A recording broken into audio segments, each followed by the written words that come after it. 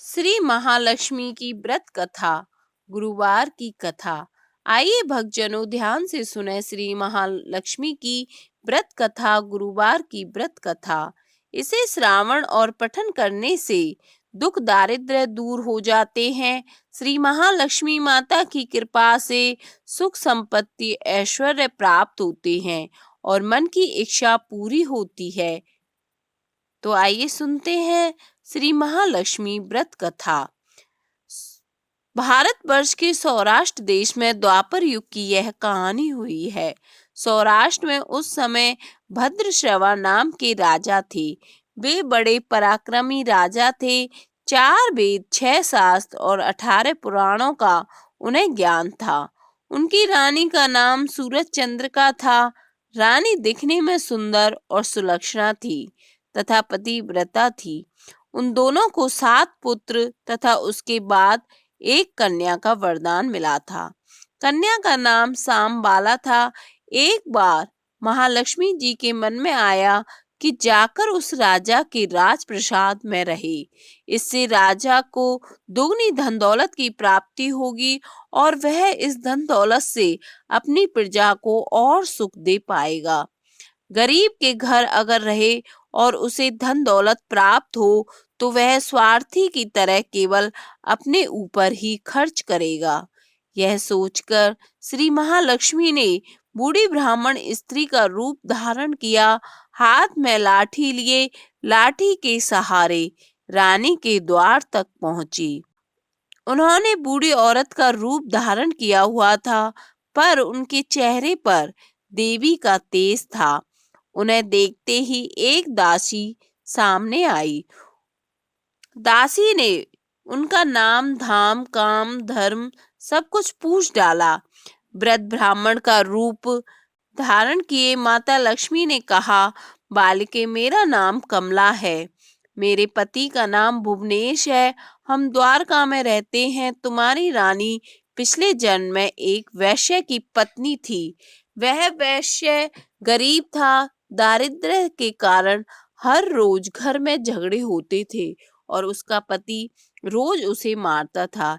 इन बातों से तंग आकर वह घर छोड़कर चली गई तथा वन जंगल में खाली पेट भटकने लगी। उसकी इस दुर्दशा पर मुझे बहुत दया आई।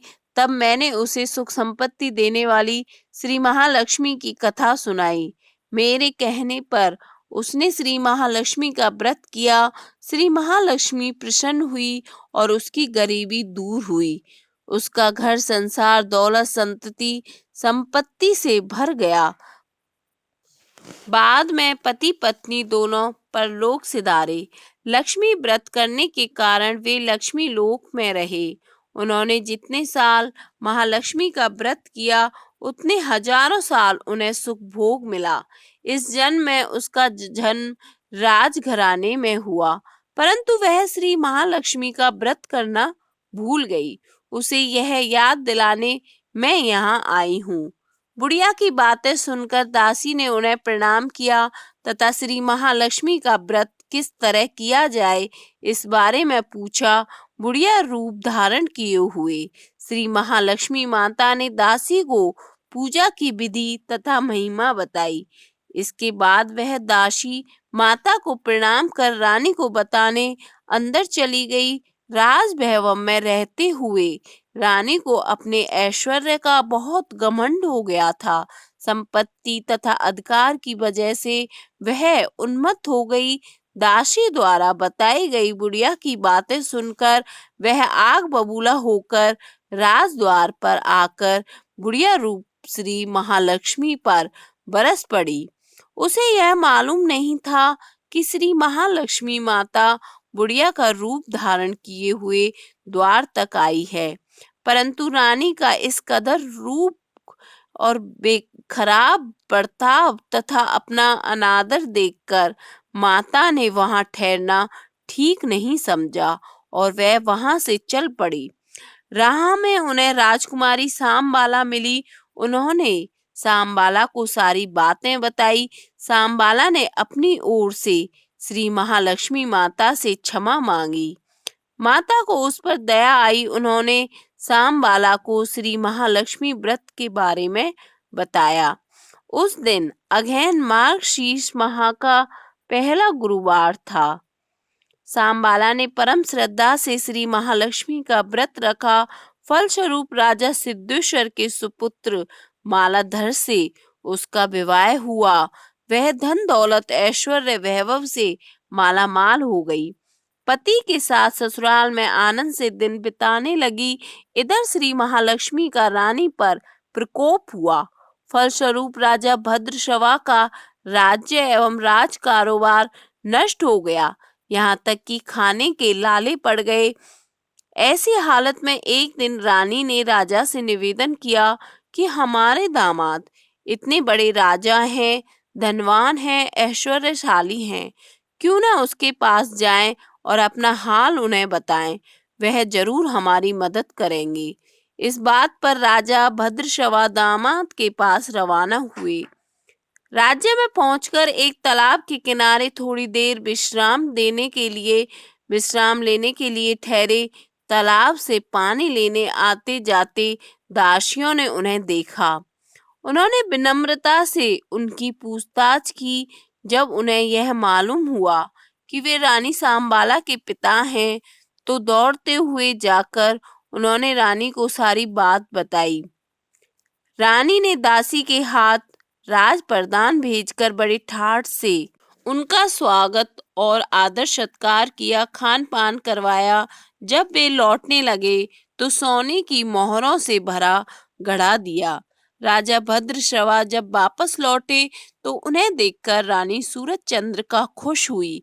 उन्होंने सोने की मोहरों से भरे घड़े का मुंह खोलकर बोली, हाय भगवान, घड़े में धन के बदले कोयले मिले। यह सब श्री महालक्ष्मी के प्रकोप से हुआ।